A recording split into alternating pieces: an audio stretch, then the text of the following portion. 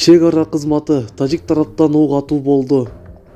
Бүгүн 1-декабрь саат 21:15 чамасында Баткен облусундагы Дахма аймагында чек ара сызыгына жакын жерде тажик тараптан белгисиз адамдар 7-8 жолу ок чыгарышты.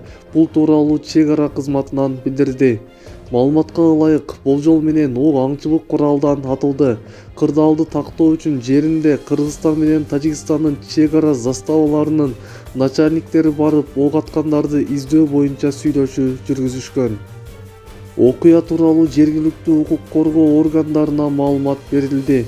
Баткен боюнча чек ара өкүлү Кыялбек Төлөнбаев Тажикстандын Согди облусу боюнча өкүлү менен телефон аркылуу сүйлөшүп, чек арада чагымчылдыкка жол берилбеши керектигин талкуулашты.